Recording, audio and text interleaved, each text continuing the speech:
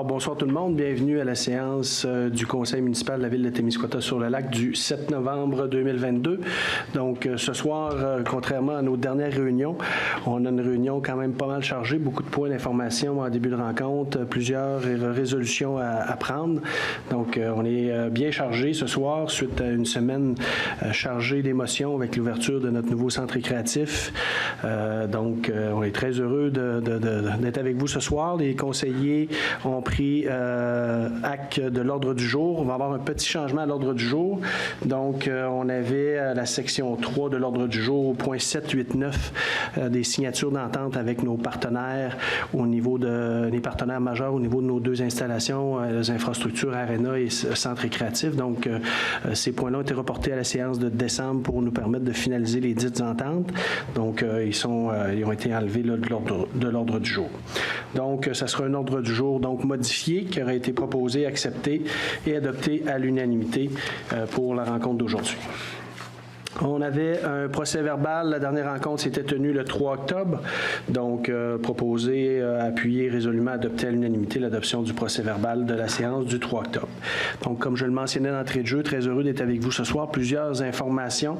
Les conseillers ont pas mal tous, toutes et chacun des choses à vous dire. On va débuter par Mayanne pour les dossiers qui te concernent. Donc, bonsoir tout le monde. Tout d'abord, je vais commencer avec un petit suivi en lien avec la moule zébrée. Donc, vous êtes tous au courant, ou je l'espère en tout cas, qu'on a découvert de la moule zébrée dans le lac Témiscouata. On souhaite vous dire que la Ville prend la situation très au sérieux. Dès le lendemain de la rencontre d'information pour les citoyens qu'il y a eu au Beaulieu culturel, on a eu une rencontre de coordination à la MRC de Témiscouata où il y avait des personnes du ministère et plusieurs représentants des municipalités du territoire. Il y a un plan d'action qui se prépare actuellement et qui est supervisé par la MRC. Donc, la Ville prend part à ce plan d'action-là. On veut aussi vous dire que sans attendre les résultats des recherches qui se font actuellement pour faire l'inventaire au niveau du lac, la Ville est déjà en démarche pour valider les différents éléments entourant la prise d'eau potable. Donc, on veut choisir la meilleure solution pour prévenir un colmatage de notre prise d'eau. Donc, actuellement, là, on est sur le dossier. Complètement dans un autre sujet, en lien avec la Corporation d'aménagement du lac Témiscouata et de la rivière Madawaska, donc la corporation qui gère la piste cyclable le Petit Témis. Il va y avoir la GA le mardi 15 novembre. Il y a un représentant de la municipalité qui siège sur ce CA-là. Ça fait partie de mes dossiers, mais à cause d'un conflit d'horaire, je ne pourrai pas participer au conseil d'administration, mais ce sera plutôt mon collègue Jean-Marc qui va me remplacer sur ce conseil d'administration-là. Sinon, on souhaite la Ville, en collaboration avec les partenaires Petite Enfance de Cosmos, on souhaite vous inviter à la grande journée des tout-petits qui va se tenir le 20 novembre prochain au centre récréatif PGR de 9h30 à 15h. L'accès va être complètement gratuit pour toutes les familles du Témiscouata qui ont des jeunes enfants. Donc, vous aurez accès aux jeux d'eau, aux modules de jeux intérieurs. Il va aussi y avoir des jeux gonflables, différentes animations. Il va y avoir des kiosques d'information aussi pour les familles. On a invité d'autres municipalités à venir rencontrer les familles pour les informer des infrastructures qu'ils ont dans leur municipalité. Il y aura une collation qui va être offerte en continu toute la journée. Puis sinon, on invite les familles à apporter leur lunch parce qu'il va y avoir un coin qui va être réservé là, pour faire un pique-nique pour les familles. Donc, c'est gratuit, ouvert à toute la population de Témiscouata qui ont des jeunes enfants. Juste deux petites précisions. Mayanne, quand on considère la petite enfance, c'est vraiment pour les 0-5 ans, donc vraiment nos tout-petits, là, le préscolaire là, pour l'invitation pour la journée du 20. Au niveau de la moule zébrée, petite précision aussi, on est à regarder la possibilité là, de se faire accompagner avec une firme qui nous a offert certains services, entre autres là, au niveau là, justement de la puise d'eau, mais aussi la mise en place de différentes actions, entre autres là, faire le repérage des différentes descentes de bateaux et tout ça. Donc, on a un travail là, de réflexion qui est déjà amorcé. Du côté de Jean-Marc, tes points à nous informer, Jean-Marc? Oui, bonsoir. En fait,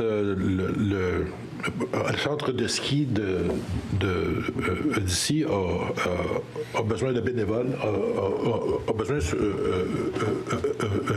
surtout de patrouilleurs pour des jeunes de 16 ans et plus, en fait adultes aussi. Si le centre n'a pas assez de patrouilleurs, ben les heures de ski vont être diminuées. Alors, c'est un appel à tous. On peut appeler Mme André Lambert au 854-9322, 854-9322 pour devenir patrouilleur. C'est un job assez le fun que j'ai fait pendant 15 ans à peu près. Alors, la formation est à bien court, fait que c'est gratuit. Alors, pour tous les gens intéressés à vivre cette expérience-là, ben, c'est un appel à tous pour nos jeunes. Merci. Merci, Jean-Marc. Juste mentionner aux gens là, qu'on a aussi participé à une rencontre. Jean-Marc a assisté à une rencontre dernièrement là, au niveau du centre de ski. On a eu un petit dossier litigieux là, la dernière année avec les assurances. Donc, cette année, on est assuré en bonne et due forme. La saison va débuter comme prévu au mois de décembre. En tout cas, du moins, aussitôt qu'on aura de la neige, parce que présentement, ça ne ressemble pas trop à ça. Mais aussitôt qu'il y aura un peu de neige, on va être en mesure là, d'offrir une saison de glisse là, pour nos jeunes et nos familles. Merci beaucoup, Jean-Marc. On poursuit avec Rémi. Oui, bonsoir tout le monde.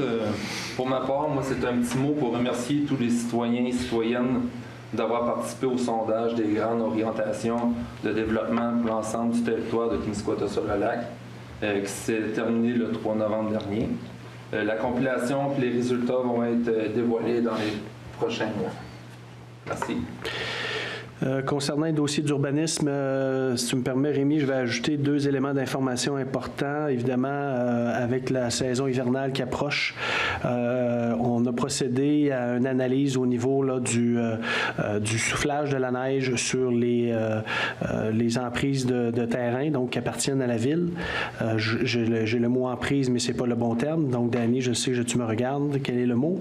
Rives, sur les bords des rives. Sur les rives. Donc, étant donné que cette situation-là nous permet des économies, je vous dirais, assez substantielles, on va procéder, comme c'est le cas dans plusieurs municipalités au Québec, au soufflage de neige là, sur les terrains de rives, sur les rives des rues qui nous permettent, évidemment. Donc, on veut vous aviser de ça. Il y aura un plan de communication qui sera fait.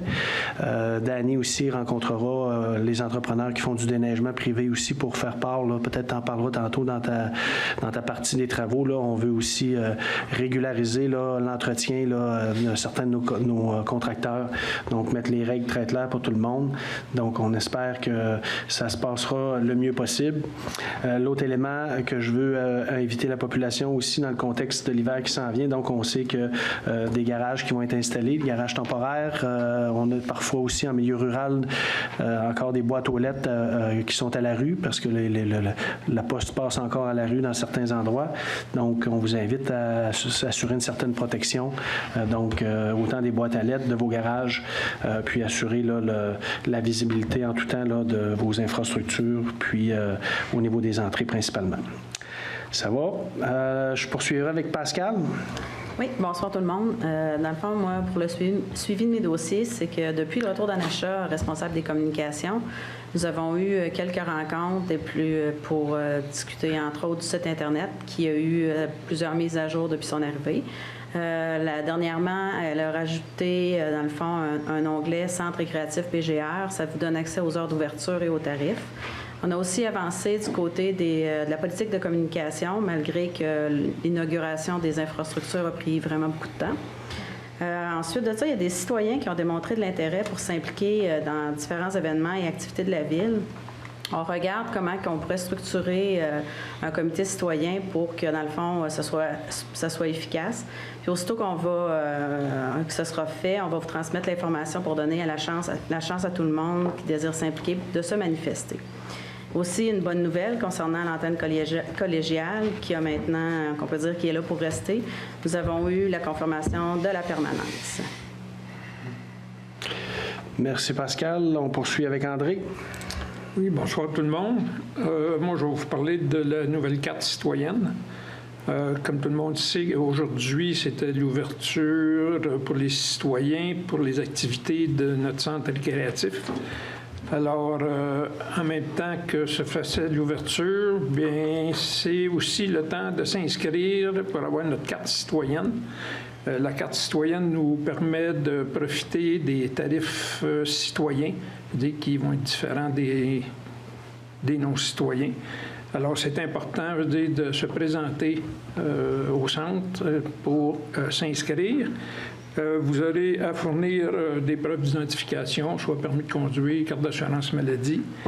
Et pour les autres renseignements, bien, on appelle à la ville au 854-2116 au poste 205 ou on va sur le site de la ville sous l'onglet Centre récréatif PGR pour avoir tous les renseignements nécessaires. Merci André. La carte citoyenne va être aussi admissible là, pour les gens un peu plus techno. Il y aura une vraie carte là, physiquement plastifiée, mais on aura aussi la possibilité d'utiliser nos cellulaires, semble-t-il. J'aurai personnellement une carte plastifiée parce que étant plus habile avec les bonnes vieilles cartes. On poursuit. Mme Bégin n'avait pas de points particuliers à revenir dans les dossiers qui la concernaient de façon plus particulière. De mon côté, je voulais souligner, en fin de semaine, on a eu une bonne nouvelle au niveau de la fromagerie Le Détour qui a gagné médaille de bronze au niveau du World Cheese Award. Donc, une compétition là, qui réunissait plusieurs milliers de fabricants de fromage. En tout cas, il y en avait au moins plus de 4000 sortes de fromage. Donc, une très belle distinction. Félicitations à la fromagerie Le Détour. De mon côté, dans les éléments d'information, je vais absolument, évidemment, revenir sur, en fin de semaine, samedi soir, on avait le gala de découverte. Donc, depuis 28 ans, le gala des saveurs, anciennement, le gala de l'entreprise, était sous la juridiction, c'était présenté par la SADC. Donc, cette année, il y avait une transmission du flambeau qui avait été faite à la Chambre de commerce. Je veux personnellement féliciter l'organisation, Martine Lemieux, toute son équipe, qui ont fait un travail exemplaire. Donc, avec des nouvelles candidatures, des nouveaux prix, une animation renouvelée, très dynamique. Donc, c'était hyper bien organisé. Félicitations à toute l'équipe. Évidemment, ça a été un très, très grand succès. Donc, ce qui mettait un point final là, dans notre semaine d'ouverture de notre centre récréatif de belle façon, de recevoir dans notre salle des jardins, là, tout près de 400 personnes. C'était vraiment extrêmement plaisant. Je veux aussi féliciter, bien évidemment, l'ensemble des récipiendaires des différents prix. Ce que j'ai trouvé intéressant dans le gala de cette fin de semaine, c'est qu'il y a eu des prix de remis sur l'ensemble autour du lac. Donc, on a eu des gens, des entreprises qui ont gagné des prix dans le transcontinental, du côté du JAL aussi, sur l'axe de la 85. Donc, vraiment, l'ensemble du Témiscouata rayonnait samedi et je félicite évidemment tous les récipiendaires des prix qui ont été remis. Je veux féliciter plus particulièrement deux commerces très importants chez nous. Donc, le magasin de vêtements pour jeunes Pomme d'Api, donc Mireille Leblanc et Jean-Yves Castonguay, les propriétaires de cette institution-là, parce que ça fait quand même plus de 40 ans qu'ils opèrent chez nous, donc ont gagné un prix distinction. Excusez, pas distinction, mais un prix engagement. Et on a Christian Saint-Pierre de GA Saint-Pierre qui a eu le prix de distinction donc pour l'implication familiale depuis de nombreuses années. Donc, c'est sûr que autant Mireille, Jean-Yves que Christian et ses enfants, là, que Tristan et Pénélope, on veut vous offrir nos sincères félicitations. Vous êtes très importants pour notre communauté.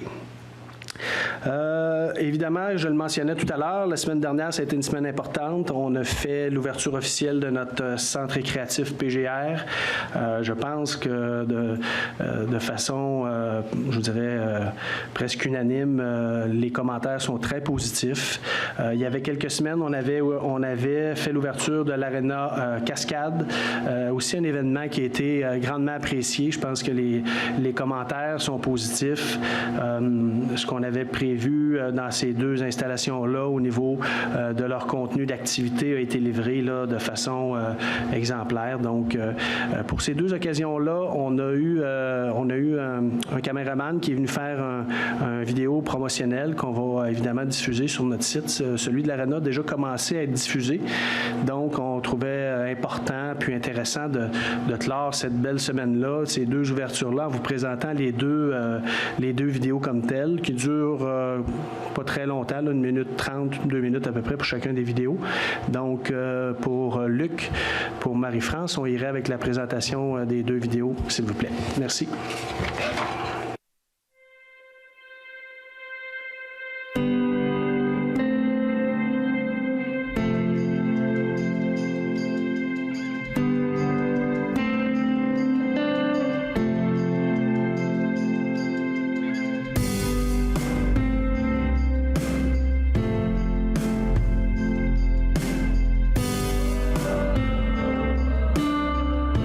Aujourd'hui, nous sommes ici réunis pour vous présenter votre Arena, parce qu'on veut vraiment que le mot « votre » soit important pour que les gens prennent possession de leur lieu, soient fiers de leur Arena. Cette Arena est le premier édifice public qui portera le nom de Cascade et nous avons choisi votre communauté. Nous en sommes très fiers.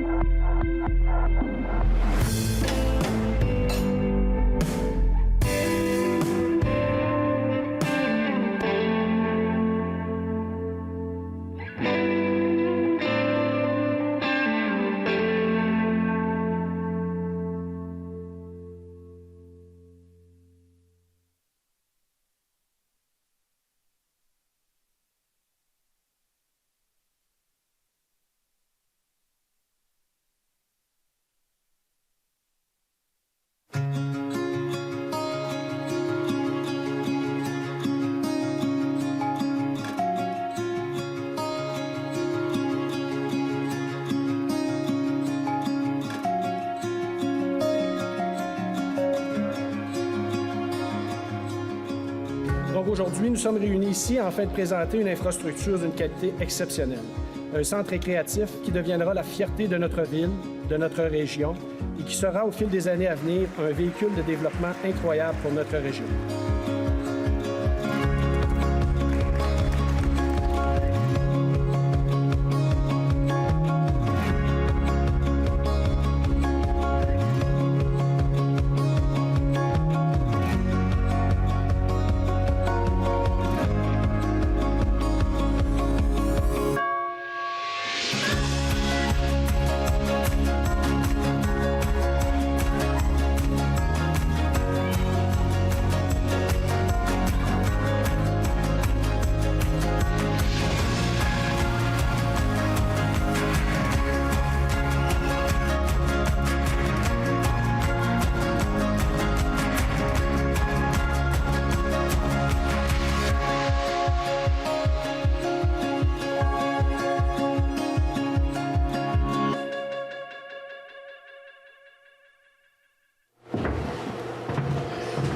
Je ne sais pas s'il y a eu des petits erreurs techniques. Là.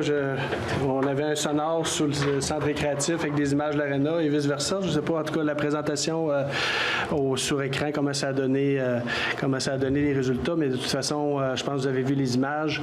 Les deux capsules vont être sur le site de la Ville, le site Facebook, sur la page Facebook aussi. Je vous invite à aller les revoir là, s'il y a eu une petite confusion. Mais somme toute, on trouvait important de vous présenter ces deux vidéos-là qui démontrent la qualité de nos bâtiments, la qualité de nos partenariats. Puis on doit être extrêmement très fiers de ces deux bâtiments-là. Nos partenaires Cascade, PGR et Desjardins sont très fiers. Je veux profiter parce qu'on le fait en conférence de presse, évidemment, remercier l'ensemble des élus parce que c'est un projet qui a été travaillé dans les 5 dernières années. Donc, évidemment, les conseils précédents sous le maire Garon, le maire Ouellette, les conseillers qui ont travaillé sur ce dossier-là. Puis évidemment, les plus sincères remerciements à l'équipe de travail de la Ville, Dany comme chargé de projet, Chantal, l'équipe de direction, Marlène, l'ensemble des employés. Je pense que les gens sont très heureux du résultat, puis on doit être fiers. Puis c'est des belles cartes de visite là, pour recruter des nouvelles familles. Donc, merci beaucoup tout le monde. On poursuit. Il y a un an, jour pour jour, le 7 novembre 2021, on était en période d'élection. Les bureaux de scrutin étaient à la veille de fermer. Donc, le conseil qui est ici devant vous ce soir avait été élu. Donc, on le mentionnait tout à l'heure, il me semble qu'on a cligné des yeux, puis on a déjà un quart de notre mandat qui est fait.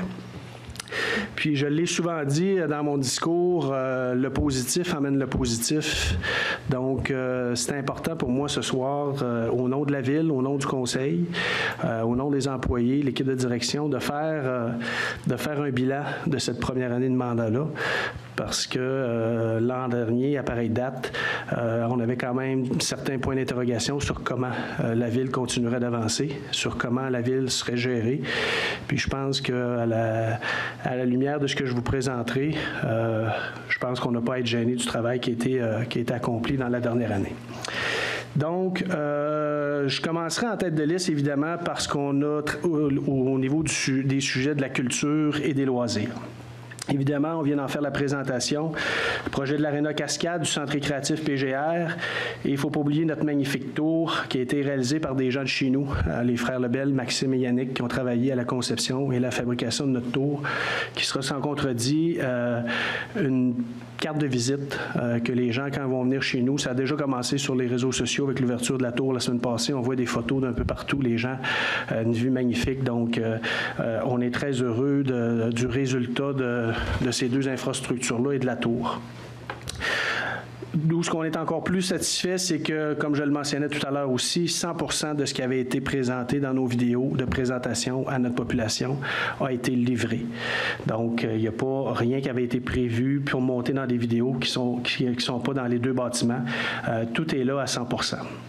Un autre élément très important, le budget a été respecté à la lettre. Donc, on l'a mentionné, je continue de le mentionner. On va vous faire une présentation finale de ces deux projets-là, de ce projet-là sur deux adresses. Mais le budget a été respecté à la lettre, donc on va rentrer dans le 21,5 millions et on va probablement être capable de dégager certaines économies. Je veux aussi rappeler qu'on a réussi, malgré le fait que ça n'a pas été facile, mais on y a cru, puis on l'a travaillé, Chantal, Marlène, son équipe. Le règlement d'assurance, dans la dernière année, on est allé chercher 4,2 millions de notre règlement d'assurance avec du travail qu'on a fait, alors que notre proposition initiale était de 2,8 millions. Je vous dirais, ce qui nous gratifie encore plus, c'est les réactions des gens. On a eu des très, très belles réactions, évidemment, pour l'Aréna. Les gens étaient contents. Mais je vous dirais que ce qui est encore plus satisfaisant, je vous dirais, c'est nos réactions qu'on a eues la semaine dernière à l'ouverture officielle de notre centre récréatif PGR. Les gens, de façon spontanée. Et je vais me garder une petite gêne, mais je dirais presque unanimement. En tout cas, les gens qui sont venus le visiter, qui ont pris le temps de le visiter au complet, les réactions étaient extrêmement positives, en tout cas de mon côté, puis on a fait un petit topo tantôt. Je n'ai pas entendu vraiment de commentaires négatifs. Évidemment, on a fait ça avec des partenaires qui sont rapidement investis avec nous autres. Je le mentionne, je vais les mentionner encore. PGR, Cascade, Desjardins. Et présentement, on est en train de travailler aussi avec un autre partenaire très important pour notre tour, puis pour ce qui est tous les aspects pour finaliser le terrain à l'extérieur. Donc, que ce soit la patinoire extérieure, le coin feu, etc. Donc, on a un projet extérieur qu'on présente à un partenaire qui est intéressé à s'impliquer avec nous, puis on espère annoncer des bonnes nouvelles. Avec ces deux projets-là aussi, on a réussi à maintenir la mémoire de 4 personnes importantes dans notre communauté. Monsieur Latulippe, Monsieur Lemaire, Monsieur Dubé, le docteur Dubé et Monsieur Claude Béchard. Donc, on a réussi avec les familles à maintenir leur mémoire puis à leur rendre hommage avec ces infrastructures-là. Pour nous, c'est une fierté populationnelle qui est très sentie. On la sent sur les réseaux sociaux. Les gens sont fiers, les gens sont contents. Évidemment, au niveau des loisirs, notre offre s'est grandement améliorée au cours de la dernière année pour notre population, mais aussi pour nos visiteurs. Je veux attirer votre attention sur des éléments qui ont été des nouveautés cette année qu'on a mis en place. La Ville a mis en place l'équipe des loisirs, Sophie et son équipe. Je pense aux rassemblements hivernaux, festifs au Parc Clair-Soleil et à la Marina, à l'animation du Pont de l'As l'hiver dernier. Je veux aussi souligner le retour en force des Mercredis du Parc et évidemment le formidable partenariat avec les gens avec du Festibiaire de Témiscouata. On a aussi offert les terrains de jeu dans nos 2 quartiers l'été passé, donc on était très fiers de pouvoir faire ça. Il ne faut pas oublier le déploiement du spectacle de l'Acadie des Terres et Forêts dans le courant de la dernière année aussi, qui a été un grand succès, qui nous a donné une très belle visibilité pour notre municipalité durant tout près de 3 semaines. Puis, on a aussi expérimenté une nouvelle activité d'un drag de motoneige sur gazon qui a aussi une belle popularité en septembre dernier. Donc, ce qu'on remarque, puisqu'on s'était aussi en campagne électorale avancée pour certains, on est capable d'offrir à nos citoyens une vie active vraiment sur nos 4 saisons. Donc, très heureux de ça. Évidemment, loisir, il reste des choses à travailler, il reste des choses à finaliser, mais quand même des choses qui sont annoncées, réglées, mais qui, au cours des prochains mois, on va devoir réaliser. Je pense entre autres à l'éclairage du terrain de baseball, le bloc sanitaire au niveau de la plage de Notre-Dame. C'est certain qu'on a eu des soumissions qui nous ont surpris. On espère, au courant de la prochaine année, être en mesure d'avoir des choses un peu plus basses. On verra les ajustements s'il y a des ajustements à faire. On veut poursuivre, développer l'animation de nos plages, finaliser notre politique de commandite aux organismes sportifs et culturels et avec nos partenaires aussi. Ça, c'est un élément qu'on a pris un petit peu du retard. C'est sûr qu'avec le déploiement de nos 2 infrastructures, on a pris un petit peu de retard, mais on espère l'an prochain être capable de faire le travail à ce niveau-là. On veut évidemment, au niveau du centre récréatif, finaliser l'offre de services, qu'elle soit diversifiée, qu'on ait une tarification plus intéressante pour nos citoyens pour maximiser une utilisation optimale de cette infrastructure. Comme je le mentionnais aussi, au niveau de la tour, on veut finaliser notre partenariat majeur pour l'aménagement extérieur au complet, pour offrir un produit fini attractif autant à l'intérieur qu'à l'extérieur sur une base annuelle. Finalement, on veut aussi mettre en place des mesures pour supporter nos organismes dans leurs difficultés pour le recrutement de bénévoles. Jean-Marc en faisait mention tout à l'heure au niveau des patrouilleurs de ski. On a plusieurs organismes communautaires, plusieurs partenaires qui nous interpellent avec des difficultés d'avoir des bénévoles. Donc, on veut vraiment amorcer avec eux une discussion pour voir comment la Ville, on pourrait être supportant. Est-ce qu'on peut penser avoir un programme novateur qui pourrait être à l'étude pour les aider, les supporter, programme de reconnaissance. Donc, c'est un sujet qu'on veut discuter au cours de la prochaine année. Au niveau de l'urbanisme, ça faisait nombre d'années qu'on attendait le travail. Ça avait été amorcé, mais petit train va loin, mais là, on trouvait que le petit train avançait pas assez rapidement. Donc, on a mis des efforts. Je sais que l'équipe d'urbanisme travaille, mettre les bouchées doubles. On veut vraiment régler le sujet de notre plan d'aménagement puis toute notre refonte au niveau de la réglementation. Je l'ai souvent dit, c'est pas normal qu'après plus de 10 ans de fusion, qu'on soit encore sur 2 règlements municipaux. Donc ça, Rémi en faisait mention tout à l'heure. On est en sondage avec notre population là-dessus, puis on va livrer d'ici cet automne, puis on va livrer d'ici le mois de juin l'année prochaine le nouveau plan d'aménagement. La nouvelle réglementation va être adoptée d'ici juin 2003. Ça, c'est certain. Et ça, c'est un gros dossier aussi, là. Puis on est très heureux de pouvoir l'avancer. Évidemment, je le mentionnais, dans la réglementation aussi, Marianne en faisait mention tout à l'heure avec la moule zébrée, c'est sûr qu'on va avoir des préoccupations très importantes au niveau de la gestion des accès au lac puis de la protection de nos cours d'eau. La moule zébrée, c'est une chose, si vous avez lu là-dessus, si vous avez regardé différents reportages, c'est un méchant problème qui est très difficilement enrayable, voire pratiquement impossible d'enrayer. Maintenant, il faut s'assurer que les répercussions soient les plus lentes possibles, puis qu'il y ait moins de répercussions pour nos voisins, parce qu'on sait que le Témiscouata, oui, il y a le lac Témiscouata, mais on est rempli d'autres lacs sur l'ensemble du territoire et on veut les protéger, puis on veut être des partenaires avec nos collègues des autres municipalités de la MRC pour s'assurer qu'on maintienne la qualité de nos plans d'eau. Au niveau de l'urbanisme, on le mentionnait aussi, on va adopter ce soir un des premiers règlements au Québec d'une municipalité au niveau des programmes de crédit de taxe pour la création de nouveaux logements. Donc, autant pour de la construction neuve que pour des gens qui ont des immeubles qui veulent aménager un petit logement, soit au sous-sol ou dans des espaces de leur maison. Donc, ça aussi, là, c'est un dossier qu'on avait déjà annoncé quand le ministère nous a donné, le gouvernement nous a donné cette possibilité-là en janvier dernier, qu'on se mettait à travailler là-dessus. Donc, c'est un travail de longue haleine qui demande aussi un œil juridique. Donc, on va être, ce soir, on fait une adoption là, d'un premier projet de règlement et à la séance du mois de décembre, sera adopté en version finale.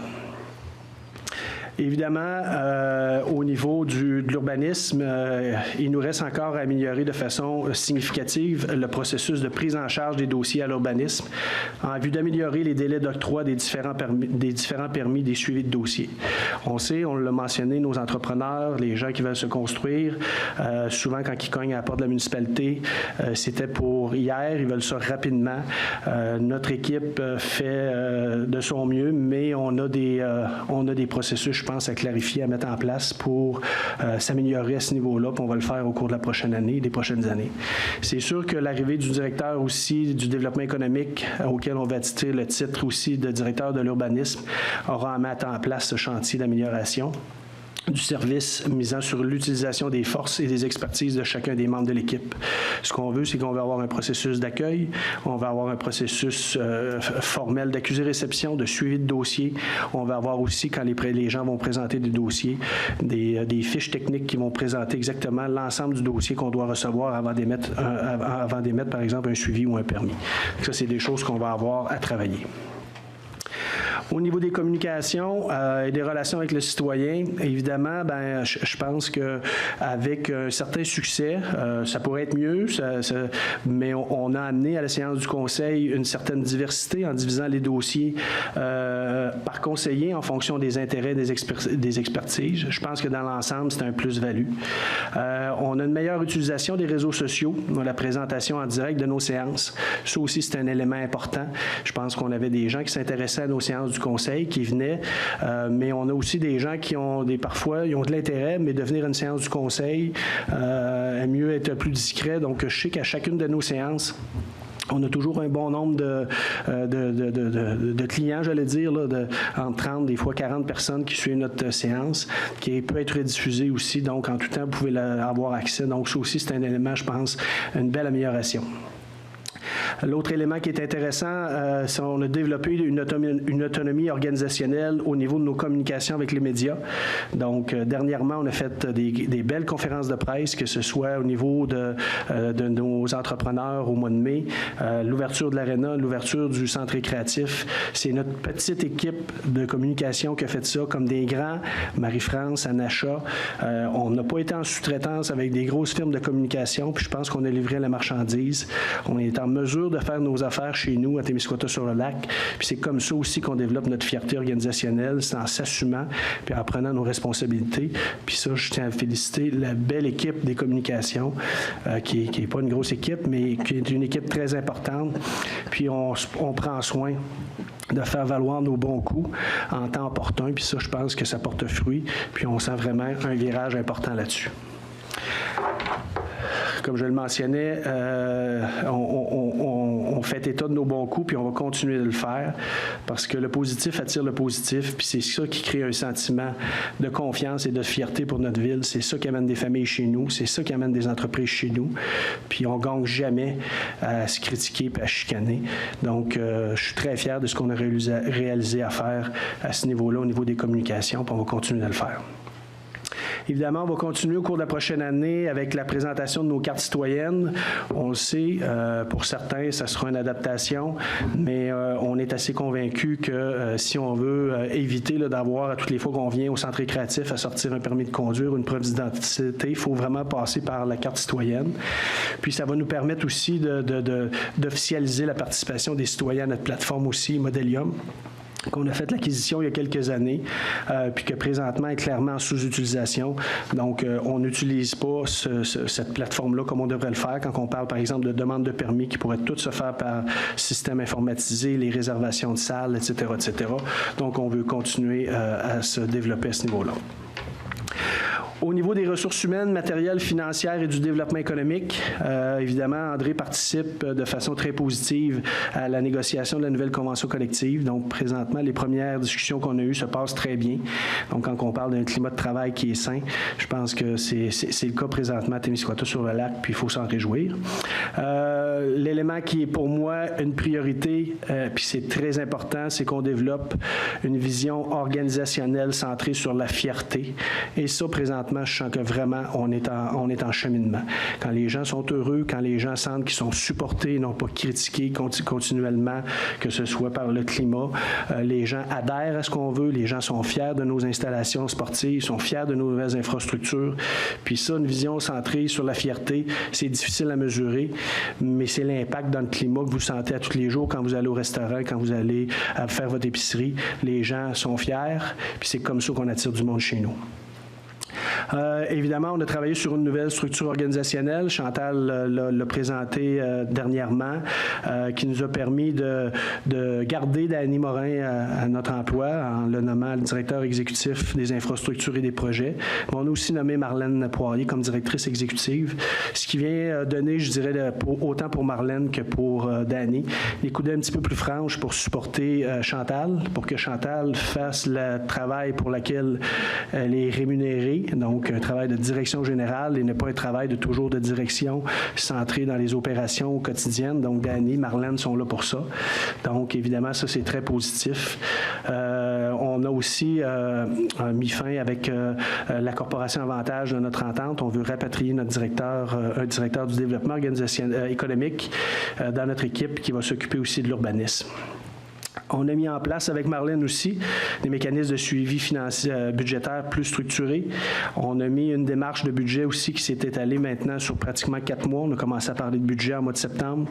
Donc, on a étalé nos périodes de discussion pour justement aller plus en profondeur dans la mise en place de notre budget. Donc, pour s'assurer de prendre les meilleures décisions possibles. On a travaillé aussi une procédure de recouvrement structurée, donc pour les gens qui ont des paiements en des comptes en souffrance. Évidemment, au niveau de ce sujet-là, il reste des éléments importants à améliorer. Je vous dirais, un des éléments qui nous questionne au quotidien, avec Chantal, avec Danny, depuis les nouvelles ouvertures de l'aréna et du centre récréatif, c'est la gestion préventive de nos infrastructures. Il faut arrêter à Témiscouata-sur-le-Lac de travailler comme des pompiers, c'est-à-dire il y a un feu, on tire de l'eau, on l'éteint, puis on attend qu'il y ait un autre feu. Il faut travailler de façon préventive. On a des installations neuves, il faut les entretenir, il faut les superviser, il faut les surveiller. Il faut mettre en place des mécanismes de vérification des entretiens réguliers de nos infrastructures, des programmes de soutien. On veut aussi réviser notre programme de soutien aux entreprises pour continuer d'attirer des gens chez nous. Si les gens se promènent dans nos 2 parcs industriels, se promènent à Témiscouata-sur-le-Lac, il y a des maires de d'autres municipalités en fin de semaine qui sont venus au gala de l'entreprise, puis on dit c'est incroyable tout ce qui est en train de se construire à Témiscouata-sur-le-Lac. Il y a des bâtiments, il y a des entrepreneurs qui investissent chez nous, puis j'en suis extrêmement reconnaissant. On va continuer à travailler avec vous autres pour vous aider. On a un programme de soutien aux entreprises qu'on veut élargir le maximum qu'on va pouvoir, ce que la loi va nous permettre, puis on veut continuer justement à vous soutenir. J'ai aussi en tête de travailler notre partenariat régional. Donc, on a un axe routier de 85 qui va se développer, qui va se finaliser au cours des prochaines années. Il faut profiter de la manne que cette infrastructure routière-là va nous amener. Il y a des gens qui vont défiler devant chez nous. Donc, j'ai à cœur de développer un partenariat sur l'axe de la 85, donc à partir de nos partenaires de Rivière-du-Loup jusqu'au Nouveau-Brunswick, pour voir comment on peut mettre à crédit l'expertise de chacun et plutôt que se compétitionner, comment on peut travailler ensemble pour développer l'axe routier de la 85. Donc, au cours des prochains mois, des prochaines années, il va y avoir des choses qu'on veut regarder. À travers tout ça, je l'ai mentionné, je vais le mentionner encore, ce qui me rend le plus fier, puis je félicite la grande majorité de nos conseillers, c'est le travail qu'on a fait en équipe pour maintenir puis pour développer un climat social positif. C'est pas toujours facile, mais je pense qu'on récolte le fruit de notre travail. On peut être fier de ce qu'on a réalisé. Vous savez, les élus, ça donne les lignes directrices, mais on a des conseillers qui sont impliqués, qui veulent connaître les dossiers, qui veulent faire avancer leur ville. On a une équipe qui est dévouée. On le dit pas, on le dit régulièrement, on le dit pas assez souvent, mais je le mentionne encore. Puis pour moi, c'est ça dont il faut être le plus fier. C'est le climat social dans lequel on est présentement. On parle de Témiscouata sur le lac comme une ville qui se développe, comme une ville qui prospère, comme une ville qui a des défis puis qui relève les défis. Puis on va continuer de le faire. C'est la job de l'administration, c'est la job des élus. Dans un processus, évidemment, d'amélioration continue. Est-ce qu'on est parfait? Bien sûr que non. J'ai pris la peine, dans ce bilan-là, de vous présenter des éléments pour chacun des dossiers qu'on a améliorés. Chantal, Danny, les autres directions sont au courant des éléments qu'on a améliorés. Puis mon rôle, moi, comme maire, c'est de s'assurer qu'on continue d'avancer dans cette amélioration-là pour avoir une visée de toujours être le meilleur possible. Puis, j'oserais dire l'excellence. L'excellence était quelque chose qu'on cible, qu'on n'atteint jamais. Mais ce qui amène l'amélioration continue. Fait que c'est un bilan, somme toute, pour moi, très positif. Puis après un an, je pense qu'on a réussi à amener des éléments vraiment intéressants à notre ville. Puis je pense qu'on peut être fiers. On est fiers, puis on invite les gens de notre population à être aussi fiers parce que la somme des gens qui composent une collectivité, c'est ça qui fait la force d'une collectivité. C'est quand on travaille tout le monde ensemble qu'on réussit à avancer. Donc, c'était mon petit bilan. Donc, on va continuer de façon un peu plus formelle avec la présentation des résolutions. Donc, je vais prendre une petite gorgée d'eau. Mérité.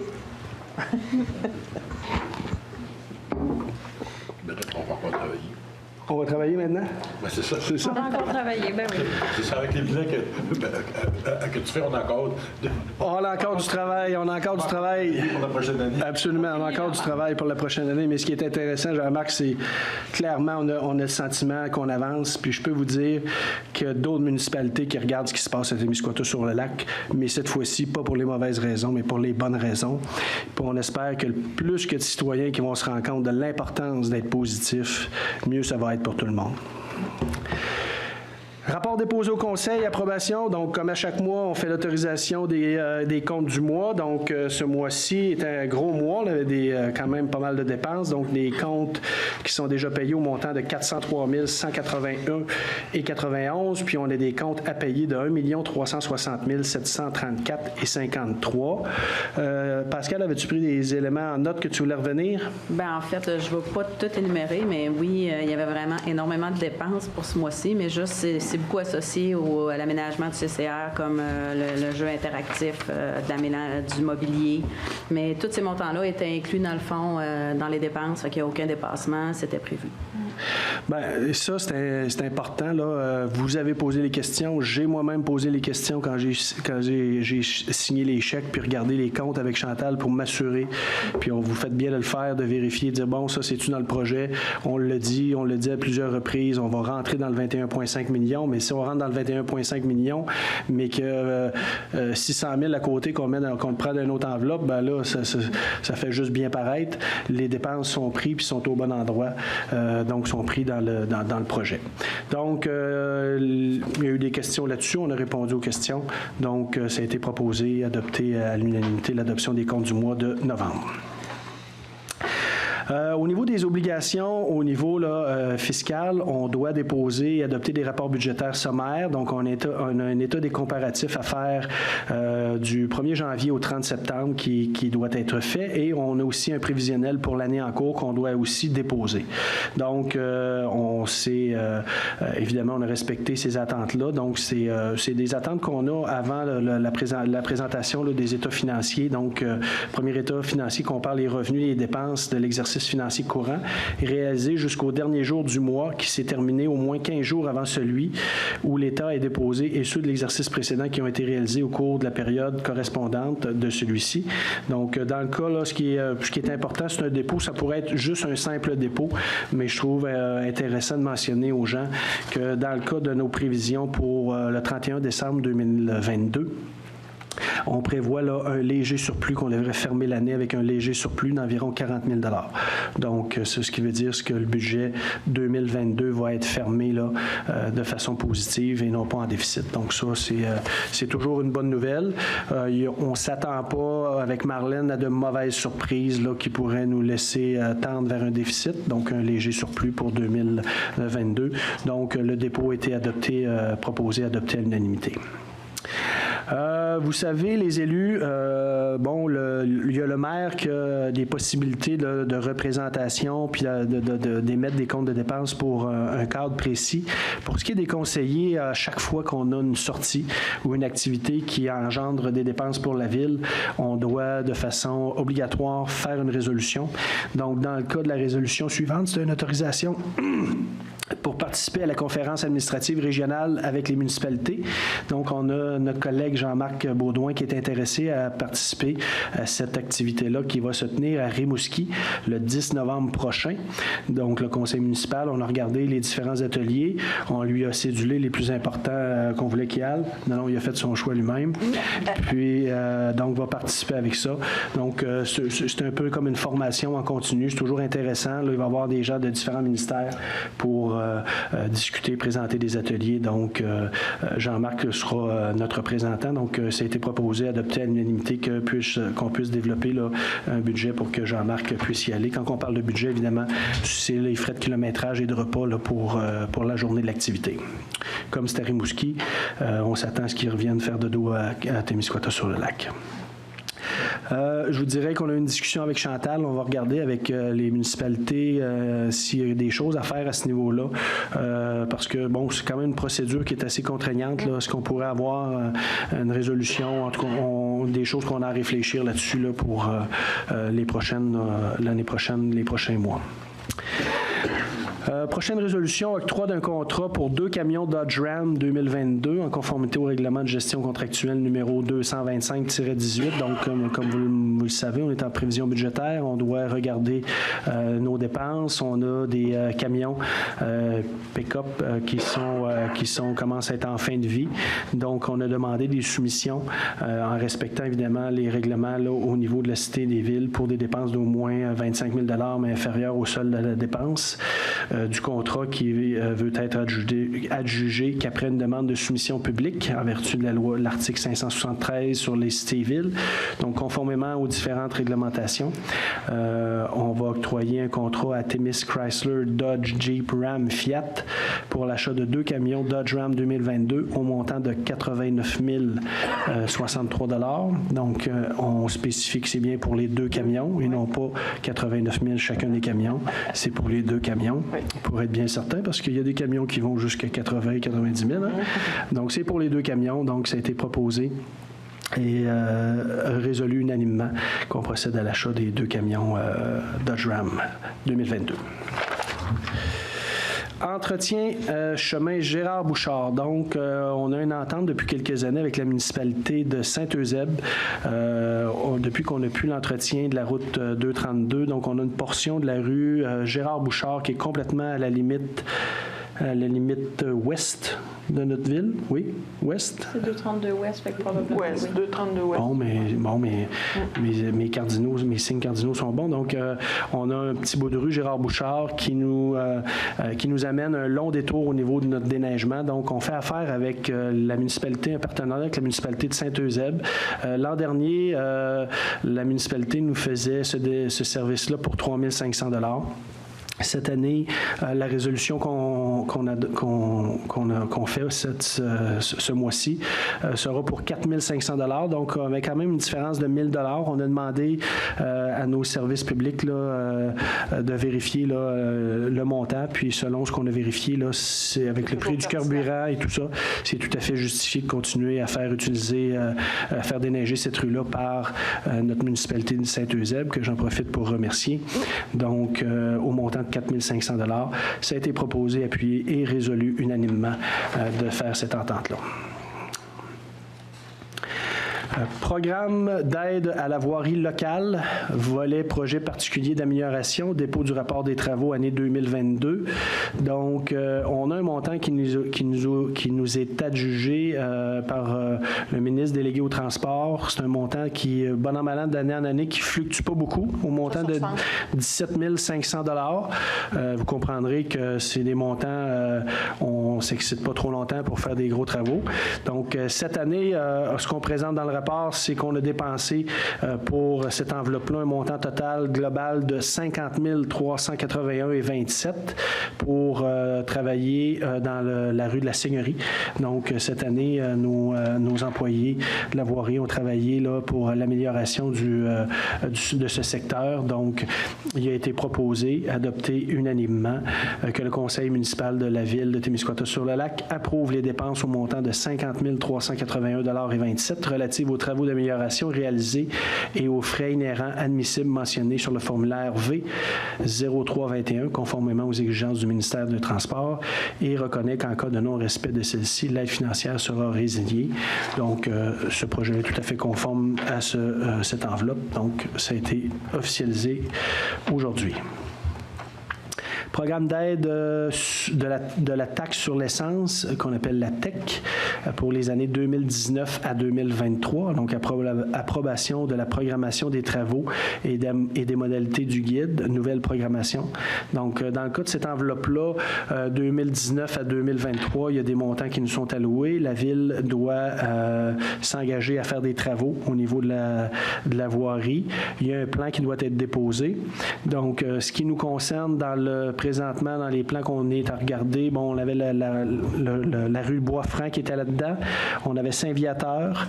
On avait Plourde, Caron qui sont aussi à l'étude. Donc, présentement, on a demandé des expertises qui ont été octroyées, je crois, à notre rencontre du mois d'octobre. Donc, on est en démarche par rapport à ça. Mais aujourd'hui, on devait s'engager là, à ce que la municipalité s'engage à informer le ministère des Affaires municipales et de l'habilitation de toute modification qui sera apportée à la programmation de travaux approuvés par la présente résolution. Y a-t-il des choses à ajouter, Chantal, là-dessus? Qu'est-ce qu'il y en a exactement, là? Bien, je pense que ce qui est important, c'est qu'on sait qu'au niveau de la TEC, on a pour 2,3 millions au total. On a déjà Bois-Franc qui a été fait pour grosso modo 900 000. Fait qu'il nous reste comme 1,3, 1,4 millions pour des travaux éventuels, mais il faut vraiment prendre le temps de les analyser, de les estimer. Puis on va revenir au conseil pour faire les bons choix, puis faire en sorte que ce qui sera fait comme travaux va dans le sens d'une priorisation des travaux les plus importants. Puis on le mentionnait à quelques reprises, là, quand on parle de travaux au niveau de la voirie, c'est excessivement cher. Puis 1,3 million, là, on fait pas grand-chose. C'est sûr que quand on refait une rue, on s'assure que le sous-sol est bien en état aussi, là, parce que faire étendre l'asphalte, comme on dit, pour étendre l'asphalte, si le sous-sol n'est pas bien. Donc, on aura un exercice important de priorisation à faire.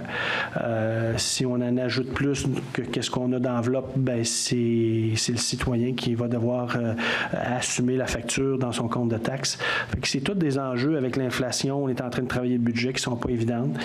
On sait, pour rencontrer quotidiennement des citoyens, les conseillers sont rencontrés régulièrement. Hein, quand on se fait aborder, c'est souvent notre rue est maganée. Au printemps, la rue Morancy est maganée. Telle rue est maganée. On les connaît, nos rues, on les marche. En tout cas, moi, je peux vous dire que j'étais dans le quartier Notre-Dame en fin de semaine. J'ai vu des rues qui étaient maganées.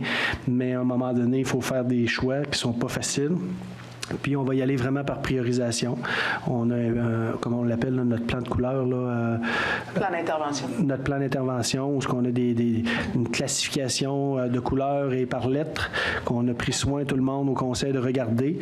Mais on le sait là, qu'on a un réseau routier qui est drôlement en besoin d'amour, mais on ne pourra pas tout faire, c'est certain. Il va falloir faire des choix. Donc, dans ce cas-là, cette résolution-là, elle a été proposée, appuyée, résolue unanimement.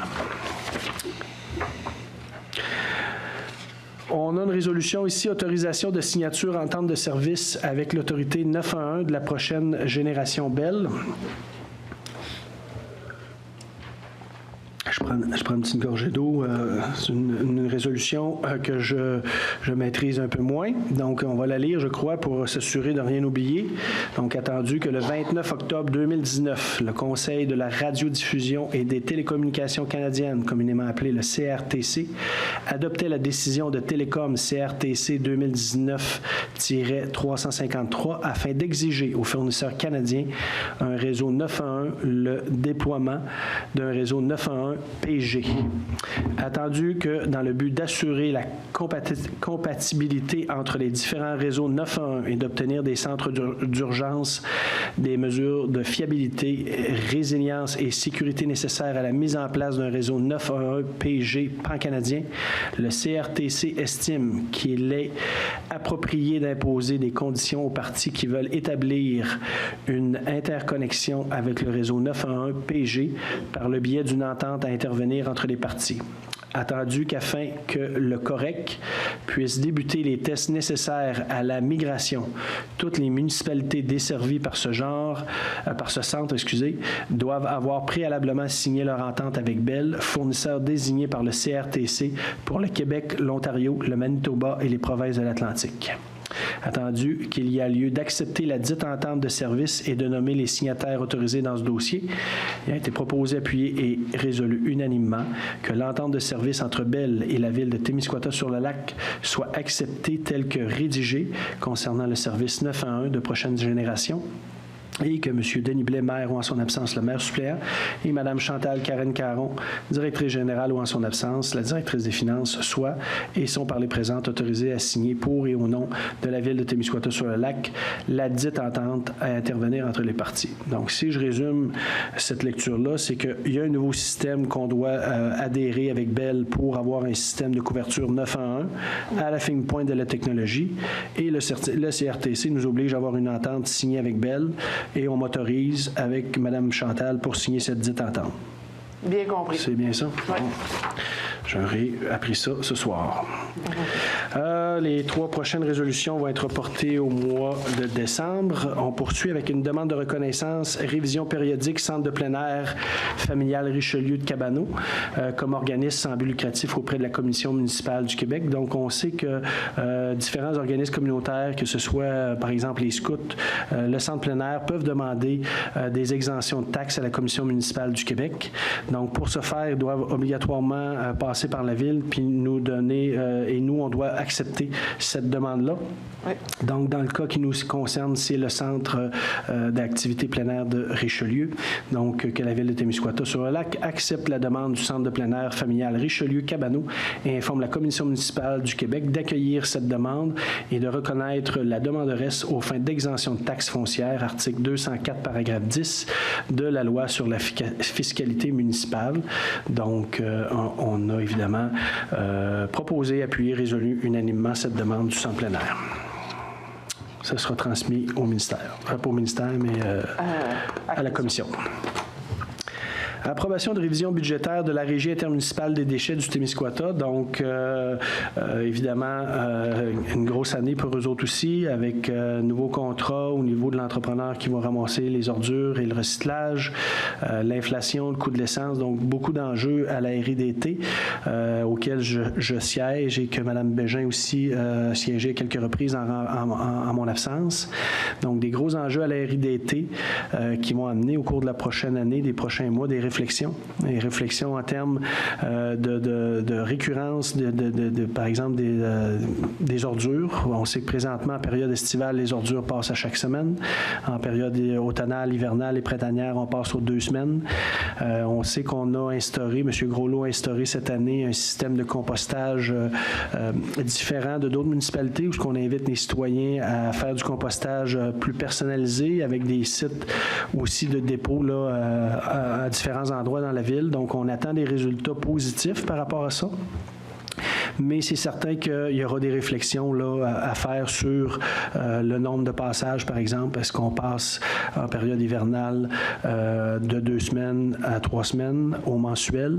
Donc, on sait que si les gens utilisent bien nos centres de tri, on en a partout au Témiscouata, on en a un à Témiscouata-sur-le-Lac, Desjardins, Ponegamook, Squatec. Si les gens utilisent bien ces centres de tri-là, on diminue de beaucoup la présence de nos ordures ménagères. Si on fait du compost, donc, est-ce qu'on pourra en arriver à passer moins souvent? Ça sera des enjeux auxquels on aura à réfléchir et que Témiscouata-sur-le-Lac aura à réfléchir. Et on aura aussi à réfléchir à Témiscouata-sur-le-Lac sur un mécanisme d'utilisateur-payeur parce qu'on sait qu'il y a des citoyens qui font des efforts pour faire du compostage, pour utiliser les centres de tri, mais malheureusement, il y a des gens pour qui c'est pas très important, mais ça a un coût. Et présentement, est-ce que, comme collectivité, on doit payer pour les gens qui ne respectent pas ou ne font pas certains efforts? Donc, il y aura une réflexion à faire très honnêtement là-dessus. Donc, en ce qui concerne la résolution, donc on parle des quotes-parts pour les villes pour l'an prochain de 2 932 333. Donc, c'est réparti en fonction, après ça, de la population. Grosso modo, Témiscouata-sur-le-Lac paye environ entre 25 et 28 des quotes-parts de la RIDT en fonction de notre population. Donc, on parle pour cette année d'une augmentation de plus ou moins 9 Donc, c'est quand même assez important. Donc, vous comprendrez là, qu'il y a lieu de réfléchir sur cette possibilité-là d'aller avec une approche d'utilisateur-payeur. Et là, en le regardant, je m'aperçois qu'on n'a pas eu de proposeur secondaire formel. C'est ce que vous êtes en train de discuter à Catimini. Donc, en toute transparence, ça va me prendre un proposeur pour cette résolution-là. André Brault. M. Brault. Et quelqu'un pour appuyer? Déjà proposé. Oui, c'était Pascal et Rémi. Pascal et Rémi, oui. Vous avez fait ça en catimini? Oui. Tout le monde est d'accord avec ça? Oui. Parce que là, c'est beau. On est correct, parce que là, on est devant la télé, il faudrait que tout soit conforme. Vous m'excuserez mon oubli. Prochaine résolution, on a du nouveau personnel régulier. On a aussi du personnel surnuméraire au centre communautaire récréatif et à l'aréna. Donc, comme on le fait à chaque fois, quand on embauche des employés, donc on fait une résolution pour les accueillir dans l'organisation. Donc, dans le cas qui concerne cette résolution, on parle de Mme Stéphanie Adam-Malenfant qui a débuté le 6 octobre. On parle de M. François Deschamps qui a débuté le 19 septembre et de Mme Jeanne Lemieux qui a débuté aujourd'hui le 7 novembre. Donc, est-ce qu'on mentionne des postes particuliers? Non, on dit juste présentement que c'est des gens surnuméraires et au centre communautaire récréatif. Donc, proposer, appuyer, résolu unanimement l'embauche de ces 3 nouvelles personnes. On a aussi un nouvel opérateur manœuvre, M. Donald Thomasin. Donc, manœuvre, si on parle de machinerie. Opérateur. Opérateur de machinerie? Oui. Donc, déneigeur. Donc, M. Thomasin a été embauché début novembre. Là, est-ce qu'il a débuté? Je pense que oui, il devrait être en formation. Sur le point de débuter. Donc, bienvenue, M. Thomasin. On va prendre soin de nos chemins cet hiver. Donc, proposé, appuyé et résolu unanimement. On poursuit avec une servitude de passage rue de Lens en faveur de Mme Jocelyne Lévesque et de M. Denis Morin pour des tuyaux d'aqueduc et d'égouts. Donc, dans le cas ici qui nous concerne, cette servitude sera établie sur une largeur de 4,5 mètres pour une longueur de 56,74 mètres. Et ça vise le lot visé par cette servitude porte le numéro 3 966 801 au cadastre du Québec. Au fond, non, on est, est-ce qu'on mentionne la rue? On est sur la rue de Lens. Donc, c'est pour la passation d'un tuyau d'aqueduc, complètement aux frais là, des propriétaires. Donc, le tuyau va passer sur des terrains qui appartiennent à la ville. Oui, une partie de la rue de Lens. Une partie de la rue de Lens. Et pour ce faire, on doit donner une servitude de passage de façon officielle. Donc, évidemment, les frais de notaire vont être à la charge des requérants. La description technique de ce lot est effectuée par M. Samuel Dubé, arpenteur géomètre, sous le numéro 1031 et de ses minutes. Donc, par la présente, on autorise M. Blais, le maire, et Chantal Caron à signer aux documents qui vont donner plein effet à cette résolution.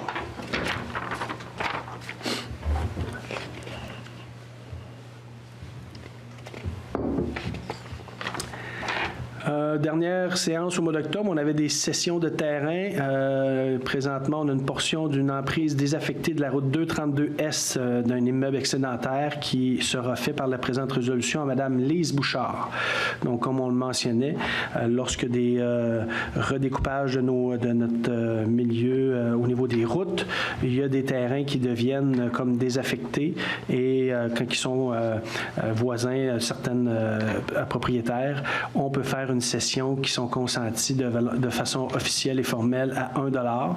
Donc, dans le cas qui nous concerne, on cède le lot 4 040 554 du cadastre du Québec à Mme Lise Bouchard, propriétaire actuelle, bornant ce lot.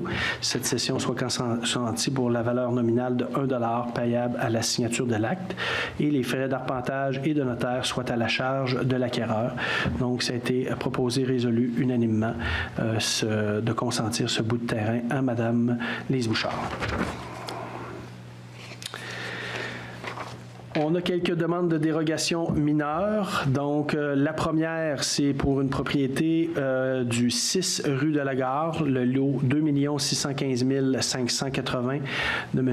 Alain Desbiens, succession de Mme Gisèle Picard. Donc, dans le cas qui nous concerne ici, c'est pour la vente dans le but de régulariser une transaction immobilière. Donc, en 1985, il y avait eu la construction, un permis qui avait été émis pour la construction d'un garage sans qu'il y ait de mention sur les normes d'implantation. Les normes d'implantation d'aujourd'hui indiquent qu'il aurait dû avoir respecté un espace une marge de recul de 6 mètres, alors que la marge là, est de 1,46, donc une différence de 4,54 mètres. Donc, comme c'est le cas dans la majorité, pour ne pas dire la totalité de ces dossiers-là, quand c'est pour régulariser une vente, c'est autorisé. Donc, le Conseil, le CCU, Conseil consultatif d'urbanisme, recommande de procéder à cette dérogation mineure. Donc, ça a été proposé, appuyé, résolu unanimement, d'y donner suite. Demande de dérogation mineure au 32 chemin du Lac. Donc, on parle du lot 5 797 720 de M. Joseph Ghislain Michaud. Donc, dans le cas ici, on parle de l'implantation du garage qui ne peut se faire dans la cour arrière étant donné l'aménagement des gens en place. On parle gazebo, des arbres, un patio, ainsi que la limite du terrain voisin afin de respecter la distance minimale d'un bâtiment accessoire. Donc, on a aussi que le garage du voisin bornant la propriété visée est situé à 1,57 mètres de l'emprise du chemin du Lac et que celle-ci était implantée du côté de la rue Fournier. Il devrait également avoir l'objet d'une dérogation mineure. Donc, comme il y a déjà des dérogations qui ont été accordées, le Conseil consultatif d'urbanisme nous recommande d'accepter la dérogation de 8,16 mètres au niveau là, de l'emprise du chemin pour permettre la mise en place d'un nouveau garage. C'est bien ça? Oui. Donc, proposé, appuyé, résolu unanimement la dérogation pour M. Joseph Ghislain Michaud. Demande de dérogation mineure propriété du 59 rue Vielle, lot 5 227 754 de Mme Aline Lebel. Dans le cas ici, on parle de... Cette demande vise à rendre réputé conforme la construction d'un bâtiment accessoire, donc d'un garage dans la cour avant, bornant l'emprise de la rue Vielle, alors qu'il est stipulé dans l'article 5.3.2 que le règlement du zonage 0690 qu'un bâtiment secondaire ne peut empiété en deçà de la ligne de recul avant. Actuellement, le bâtiment principal est situé à 7,44 mètres de l'emprise de la rue, tandis que le garage isolé sera implanté à 1 mètre de l'emprise, soit une dérogation mineure de 1,44 mètres. Attendu 6,44 mètres, excusez-moi. C'est bien de voir que nos conseillers me suivent attentivement. Merci. Attendu que l'implantation du garage ne peut se faire ailleurs sur le terrain, étant donné la dénivellation très forte dans la cour arrière, ainsi que l'agrandissement de la résidence dans la marge de recul latérale droite. Attendu que les 2 cas similaires ont déjà été accordés dans ce même secteur en respectant chacune des distances de 2,5 mètres de l'emprise. Attendu que les frais de cette demande ont été acquittés. Attendu que la recommandation défavorable du comité consultatif d'urbanisme il a été proposé et appuyé et résolu unanimement que le conseil municipal de la ville de Témiscouata entérine la recommandation du comité consultatif d'urbanisme et refuse la demande de dérogation mineure de Mme Aline Lebel telle que déposée. Cependant, le Conseil abonde dans le même sens que les membres du Conseil consultatif d'urbanisme et recommande que le garage soit implanté de la même façon que dans les 2 cas similaires autorisés dans ce même secteur de la rue Vielle en 2019 et en 2020, c'est-à-dire à 2,5 mètres de l'emprise de la rue Vielle. Donc, ça a été proposé, appuyé, résolu unanimement. Donc, mentionner à ce niveau-là qu'il y a quand même une bonne réflexion. Il y a déjà des garages qui ont été construits en deçà de ce qui est demandé dans la réglementation. Par contre, ce qu'on demande, c'est d'avoir une certaine récurrence, une certaine cohérence. Donc, je mentionne aussi que parfois on entend ça, là, des dérogations mineures, on en a beaucoup, mais chacune est prise toujours individuellement, étudiée avec soin par le comité auquel Rémi siège, c'est dans ces dossiers. Puis on a des citoyens aussi. Puis les éléments aussi de l'apparence de nos rues, l'apparence de notre ville, c'est des éléments importants. Mais oui, il y a l'aspect de cohérence qui est toujours pris en charge, là. Donc, c'est important de le mentionner. On a une demande de dérogation mineure pour le 26 Chemin du Lac. Propriété de M. Donald Beaulieu pour et au nom de M. Hervé Beaulieu. Dans le cas ici, c'est aussi pour se conformer à une transaction immobilière. Donc, le garage a été construit en 1991 et cela n'a pas porté atteinte aux droits de la propriété des voisins immédiats. On a une dérogation mineure de 0,57 mètres qui est demandée là, dans cette demande de dérogation-là. C'est quand même, là, on est vraiment dans la dérogation mineure. Donc, pour autoriser procéder à la transaction immobilière, il a été proposé, appuyé et résolu unanimement de donner une réponse favorable telle que proposée par le comité consultatif d'urbanisme. Demande de dérogation mineure, propriété du 272 Chemin des 1000 couleurs, M. Alain Michaud et Mme Cathy Ouellette. OK, c'est le cas c'est une situation de l'implantation d'une piscine. Donc, attendu que cette demande vise à rendre réputée conforme l'implantation d'une résidence unifamiliale ainsi qu'une piscine hors terre, alors qu'il est stipulé à l'article 10.1.2 du règlement de zonage 0690 que la marge de recul minimale est de 10 mètres, tandis que la construction de la résidence unifamiliale sera située à 8 mètres de l'emprise du chemin des 1000 couleurs, soit une dérogation mineure de 2 mètres. Attendu également que l'article 3.1.5.4 du même règlement stipule que les piscines sont permises seulement dans les cours arrière et latérales, tandis que la piscine hors terre sera installée dans la cour avant à 0,3 mètres de l'emprise du chemin et que le bâtiment principal sera à 8 mètres de la même emprise, soit une dérogation mineure de 7,7 mètres. Attendu que les demandeurs souhaitaient se rapprocher de l'emprise du chemin des 1000 couleurs étant donné un affleurement rocheux vers la cour arrière. Attendu que l'implantation de la piscine dans la cour latérale est difficilement réalisable due à la forte présence de rocs. Attendu que l'emprise du chemin des 1000 couleurs est à environ 20 mètres de la ligne avant du terrain, alors que la dénivellation ou l'escarpement entre la chaussée du chemin et le premier palier du terrain se situe à environ 8 mètres. Donc, attendu que l'installation d'une piscine n'est pas un usage permanent et que celle-ci devra être dissimulée dans la façade avant par une clôture décorative ou une haie de cèdre, attendu que l'implantation de la résidence et de la piscine ne causeront peu ou pas de préjudice considérant la distance des terrains voisins, attendu que les frais ont été acquittés, attendu que les recommandations favorables du comité consultatif, donc, qui a été proposé, appuyé, résolu unanimement que le conseil municipal entérine les recommandations du comité consultatif et accepte la demande de dérogation mineure de M. Alain Michaud et de Mme Cathy Ouellette. Ça arrive des fois comme ça, je les lis au complet. C'est plus... quand je les maîtrise moins, là, dans le fond, dans la situation de la piscine, on a un escarpement de plus de 8 mètres. Donc, même si la piscine est à l'avant de la rue, les gens, on ne verra pas nécessairement la piscine. Puis en plus, on exige qu'il y ait une clôture devant la piscine ou une aide-cède pour s'assurer là, que ça soit plus intime puis plus fonctionnel pour la réglementation. Demande de dérogation mineure propriété sise au 37 chemin du Lac, le lot 4 765 529, M. Pascal Ouellette, pour et au nom des entreprises EMVP Ouellette Incorporée. Donc, celle-là, je vais en faire la lecture parce qu'à travers la demande de dérogation, on a une excellente nouvelle. Donc, je vais en faire la lecture. Attendu la recevabilité de la demande de dérogation mineure de M. Pascal Ouellette, pour et au nom des entreprises EMVP Ouellette Incorporée, relativement à la propriété située au 37 chemin du Lac à Témiscouata-sur-le-Lac. Attendu que cette demande a été déposée le 17 octobre 2022 par M. Pascal Ouellette pour et au nom de l'entreprise EMVP Ouellette Incorporée, porte sur le lot 4 765 529 du Cadastre du Québec.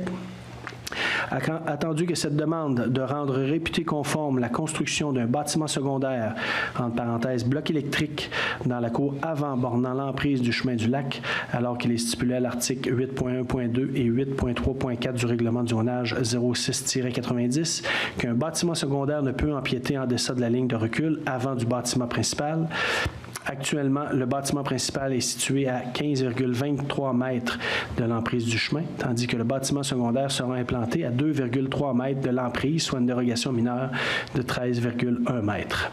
Attendu que la division transport scolaire de la compagnie va acquérir 16 nouvelles autobus électriques dans les prochains mois et que chacun de ceux-ci seront alimentés par une borne de recharge. Ça, c'est la très, très bonne nouvelle.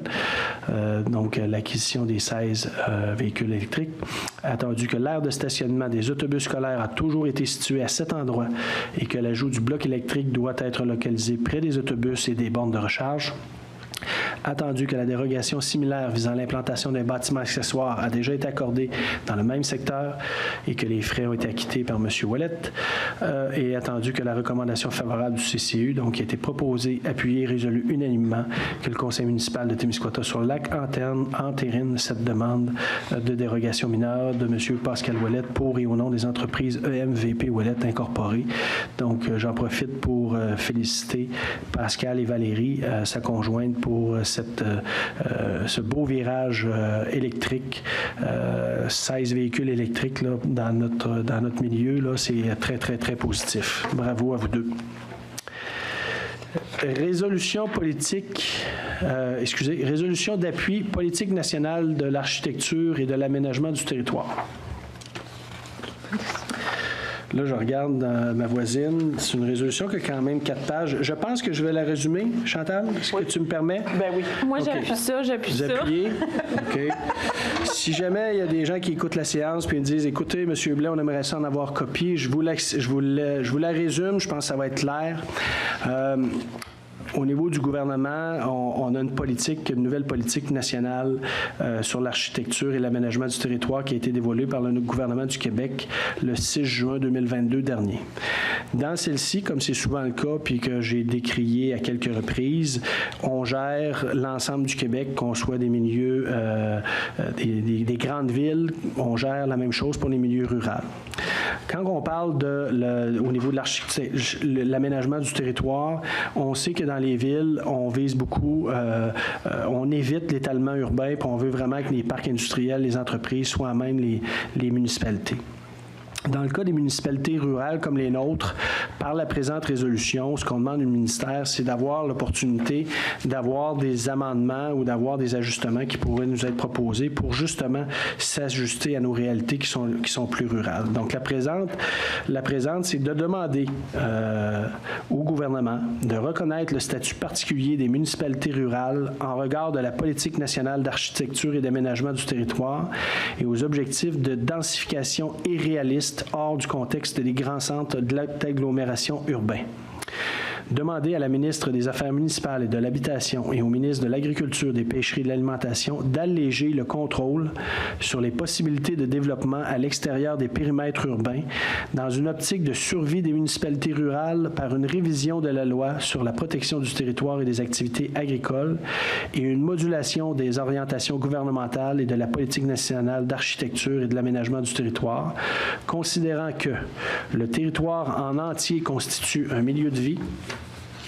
Le développement de la grande majorité des municipalités rurales a été et demeure encore tributaire de l'accès au territoire et, qu'en ce sens, les milieux de vie situés hors des périmètres urbains sont essentiels à la vitalité de ces dernières, que les municipalités rurales, du fait de leurs caractéristiques, grands espaces, proximité des espaces naturels, paysages de qualité, tranquillité, etc., offrent un milieu de vie répondant aux besoins d'une part importante de la population, demande au ministère de l'Environnement et de la lutte contre les changements climatiques d'abroger les normes relatives à la protection des milieux humides d'origine anthropique.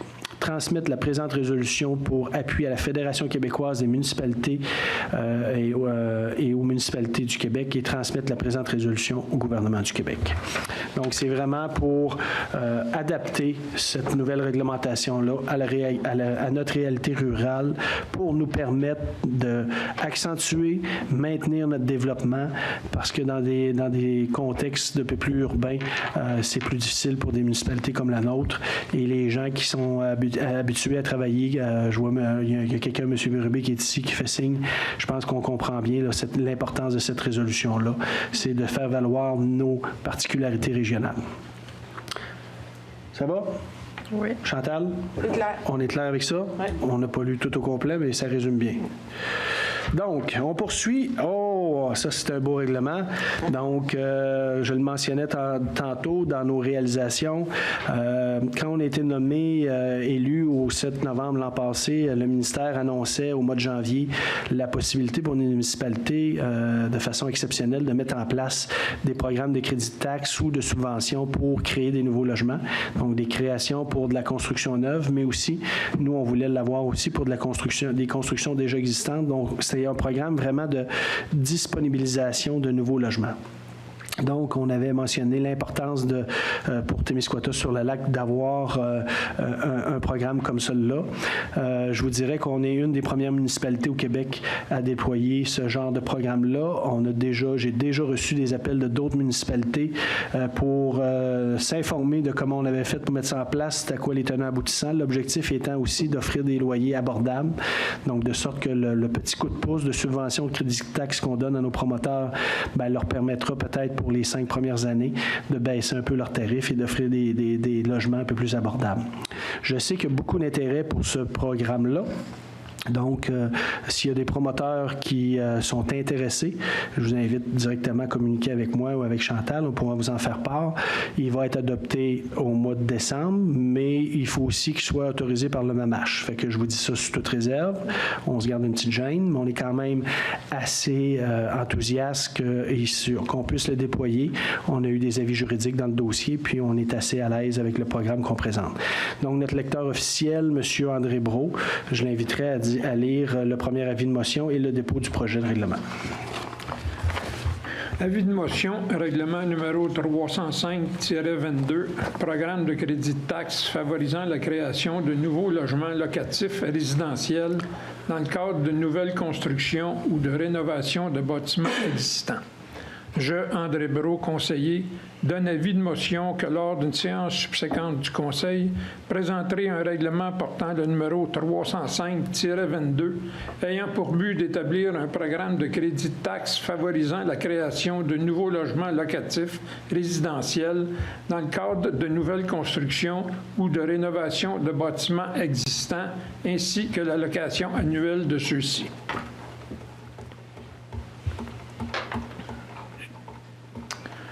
Dépôt du projet de règlement numéro 305-22, programme de crédit de taxe favorisant la création de nouveaux logements locatifs résidentiels dans le cadre de nouvelles constructions ou de rénovation de bâtiments existants. Je, André Brault, conseiller, dépose le projet de règlement portant le numéro 305-22, ayant pour but d'établir un programme de crédit de taxes favorisant la création de nouveaux logements locatifs résidentiels dans le cadre de nouvelles constructions ou de rénovation de bâtiments existants, ainsi que l'allocation annuelle de ceux-ci. Merci, André. Là, si on était à l'Assemblée nationale, c'est là qu'on applaudirait. Donc, ça met fin à l'ensemble des points qu'on voulait vous présenter ce soir. Ça fait un petit bout de temps qu'on n'a pas entendu Danny nous présenter l'état de l'avancement de nos travaux. La dernière fois, je pense qu'il était à la chasse, si je ne me trompe pas. En tout cas, il n'était pas ici. Fait que, il va absolument nous adresser quelques mots sur l'état d'avancement des travaux, des différents projets. Donc, Danny, avant la période de questions, je te cède la parole. Merci. En fin de compte, c'est des points d'information sur les projets. On va parler de l'Arena Cascade et du centre récréatif PGR. Même si c'est à la disposition de la population, il reste encore des ajustements et quelques correctifs du côté de l'entrepreneur général qui devraient être terminés bientôt. Également, je tiens à préciser qu'on est encore en ajustement aussi, point de vue fonctionnement, et d'être très patient avec nos préposés. C'est des grosses machines à faire virer, donc on va avoir des petits ajustements de fonctionnement qui vont se faire tout au long d'ici Noël. De plus, pour le centre récréatif PGR, il reste la mise en place d'un espace muséal dans l'entrée principale, d'une borne d'information touristique, et notre jeu interactif qui va être ici fin novembre, début décembre, tout installé. Pour le budget, comme M. le maire l'a dit tantôt, nous sommes en dessous des prévisions budgétaires et une présentation plus détaillée sera présentée sous peu. Concernant le centre des loisirs à Notre-Dame-du-Lac, comme la plupart le savent, nous sommes présentement à enlever l'amiante dans la salle du détour. C'est prévu terminer pour d'ici la fin mi-novembre, excusez. Et ça, si les tests d'air le permettent, on comprend que quand on enlève l'amiante, il y a des tests d'air qui sont faits après. Il y a des temps à respecter. Fait que si c'est concluant, mi-novembre, on devrait avoir la salle du détour. On a parlé également tantôt, bloc sanitaire, on va préparer les soumissions pour en rentrant en janvier pour aller en appel d'offres pour le bloc sanitaire du côté du camping à Notre-Dame. On a quelques questions également pour le baseball parce qu'on n'a pas de grands travaux de compléter ou de travailler. Mais soyez rassurés que l'entrepreneur a ça entre les mains. Les poteaux sont commandés. Il a fait déjà ses relevés. Et je vais avoir un calendrier bientôt, mais tout est en place pour l'ouverture à mi-mai l'année prochaine pour le baseball, la mise en place des nouvelles lumières. Concernant le déneigement, également, on a parlé tantôt, on va souffler sur les rives aux endroits où il n'y a pas de trottoir. Oui, il y a peut-être, on parle d'un gain économique, mais le plus grand facteur, c'est d'avoir nos rues sécuritaires le plus rapidement possible également. On parlait d'une rencontre pour les entrepreneurs en déneigement. Avec Chantal, on va regarder ça. On veut rencontrer les entrepreneurs en déneigement pour une sensibilisation, en fin de compte, pour la réglementation sur le déneigement et tout ce qui s'en vient également.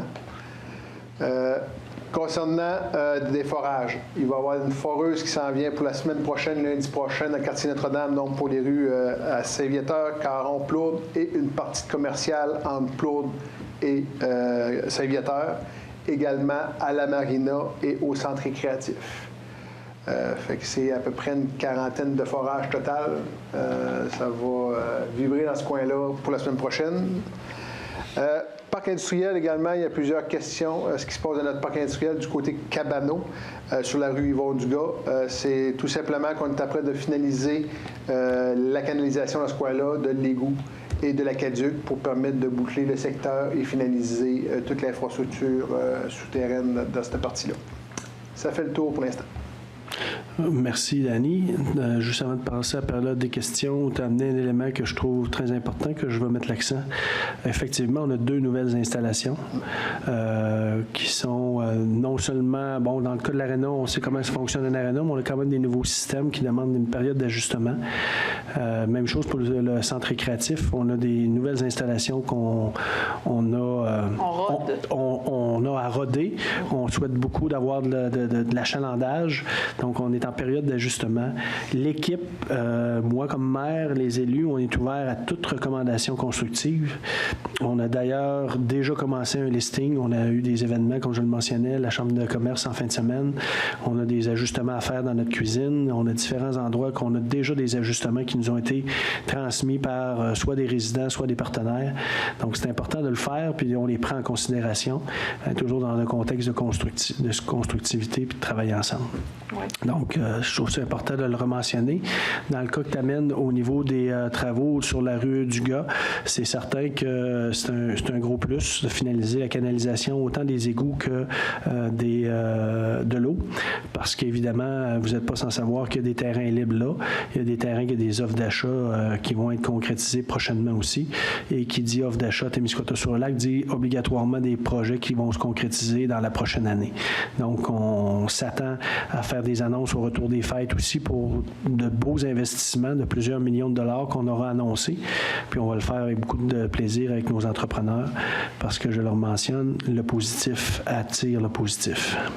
Absolument. Là-dessus. Oui, peut-être rajouter, dans autant Aréna que Centre récréatif, on va ajouter des boîtes à suggestions. Fait que s'il y a des gens qui ont des suggestions ou peu importe, vous allez pouvoir aussi déposer des suggestions. On les prend parce que c'est 2 nouvelles infrastructures, c'est des nouvelles équipes aussi au travers de ça. Fait qu'on est là pour s'améliorer, mais il faut commencer à quelque part. Soyez juste un peu patients. Puis une des raisons pourquoi le centre récréatif, on l'a ouvert seulement à la population de Témiscouata-sur-le-Lac, c'est qu'on veut prendre le temps de bien faire les choses et après ça, on l'ouvrira vraiment au grand public en général. Très bien. Avant la période de questions, un petit ajout aussi. On l'a mentionné, on est présentement à travailler très, très fort pour le budget. C'est pas évident, c'est pas facile. Les municipalités, on a l'inflation comme un peu tout le monde, mais je vous dirais, en surcroît, on a les augmentations des carburants, etc. Donc, puis on n'a pas beaucoup de sources de revenus autres que la taxation. Donc, on a besoin vraiment de faire un exercice de priorisation. On travaille très fort, on est en réflexion sur les décisions qu'on aura à prendre, mais c'est certain qu'on a à cœur le respect de la capacité de payer, là, un terme que j'aime, qui est souvent galvaudé un peu partout, là, mais c'est quand même important. Mais on a une réalité à laquelle on fait face. Puis on va travailler au cours des prochains mois, autant avec la MRC, je pense qu'avec l'Union des municipalités, pour faire des représentations au niveau du gouvernement, pour que le pacte fiscal avec les municipalités soit regardé, parce que c'est quelque chose qui n'est pas nécessairement facile. Donc, je voulais le mentionner, là, on travaille de façon consciencieuse, puis on espère que notre budget sera le plus satisfaisant puis le plus facile à vous présenter là, au mois de décembre, là, lors des prochaines semaines. Là-dessus, on a-tu des questions sur les réseaux sociaux? Oui, on avait une question à la dernière séance, mais on avait fermé. Madame Caron, Charlotte de son prénom, qui s'interrogeait pour les patinoires. On sait que Charlotte a beaucoup d'intérêt pour les patinoires l'hiver depuis plusieurs années. Donc, cette année encore, on aura notre patinoire tout près de la marina dans le secteur Notre-Dame-du-Lac. Donc, pour cette année, il y aura une patinoire là. Pour ce qui est, Mme Caron, de votre proposition de regarder tout ce qu'il y a comme subvention au niveau du ministère pour voir est-ce qu'on est capable d'aller monter des projets, c'est toujours analysé. À un moment donné, c'est pas juste aussi d'avoir des subventions pour des projets. Il y en a toujours une partie qu'il faut qu'on paye, même quand on a des subventions. Fait qu'à un moment donné, il faut les analyser ceux-là, mais sachez que notre administration est très au fait des programmes de subvention qu'il y a. On les analyse, on les regarde, on est capable d'aider d'autres programmes. Tantôt, Chantal le mentionnait. On va regarder s'il y a d'autres programmes qui pourraient nous aider au niveau des rues. C'est la même chose. Fait que merci de votre proposition, mais inquiétez-vous pas, on regarde ça de façon très précise. D'autres questions? J'ai rien de mon côté. Rien non plus. Monsieur Bérubé, des questions? Regarde une question, moi. Oui. Oui. Je suis surtout nous voir pour mon projet le rue du domaine, tout ça. Là. Je trouve que ça avance, ça a bien été. Vous avez envoyé cet automne un règlement pour les fameuses balises le long des rues. La rue Montmorency, ça passe pas l'hiver. Les balises sont dans le milieu du chemin. Fait que j'aimerais ça que vous regarderez ça, parce que c'est très dangereux. Les balises, c'est tous les résidents sont collés sur la stade. Fait que là, on a à 1 mètre chaque bord, ça c'est correct. Ben, c'était un peu... on a eu à un moment donné des commentaires quand on a fait des travaux dans la rue de la Seigneurie. Les gens sont propriétaires, les propriétés ne vont jamais jusqu'à l'asphaltage de la rue. Là. C'est pas comme une maison qui est zonée au lac. Là. Quand tu es au lac, ton terrain arrête où l'eau commence. Oui. Dans le cas des rues, les gens finalisent des terrains jusqu'en bordure de l'asphalte, puis ils mettent ça en gazonné, puis ils tondent le gazon. Mais la réalité, c'est que c'est pas leur terrain. Il y a toujours une emprise de la rue qui appartient soit à la municipalité, soit au ministère des Transports. On est très conscient de ça. Puis moi, je vous l'ai dit tantôt, je la marche ma ville. Je suis allé me promener dernièrement sur la rue Montmorency. J'ai vu les balises qui étaient collées sur l'asphaltage et je m'imagine très bien que passer à la gratte-là l'hiver, ça ne doit pas être évident.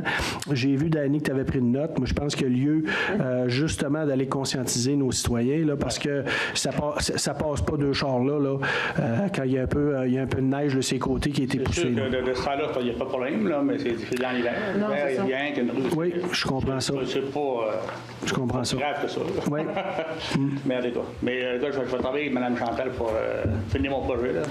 Bon, on a discuté tout à l'heure, puis on a octroyé les autorisations. Là, fait que... Vous voulez qu'on vende les terrains, puis vu que ça avance, à Rabano, on va prendre des taxes. Faut que les bottines suivent les babines. Ben, merci. C'est beau, M. Bérubé. Plaisir. Question sur notre page. On n'a rien d'autre. Souvent, on attend la fin de la réunion là, pour les questions, mais c'est toujours possible. Regardez, on en a eu une la semaine passée. La dernière séance en fin de rencontre, on la règle aujourd'hui. S'il y en a d'autres qui viennent là, dans les minutes qui suivront, on va fermer la rencontre. On pourra les répondre là, sans trop de problèmes, mais c'est toujours la même chose. Il y a souvent des questions qu'on peut soit Chantal répondre, soit moi comme maire en nous téléphonant. Marie-France aussi est dans le secret des dieux pour plusieurs dossiers. Elle peut vous aider. Donc, n'hésitez pas à nous appeler 854-2116. On est toujours disponible pour vous répondre. Puis habituellement, on a une certaine rigueur pour faire des suivis. Du moins, on essaye toujours de s'améliorer par rapport à la vitesse de nos retours d'appel. Donc, des fois, c'est pas aussi vite que les gens souhaiteraient, mais on essaye d'être le plus rigoureux possible.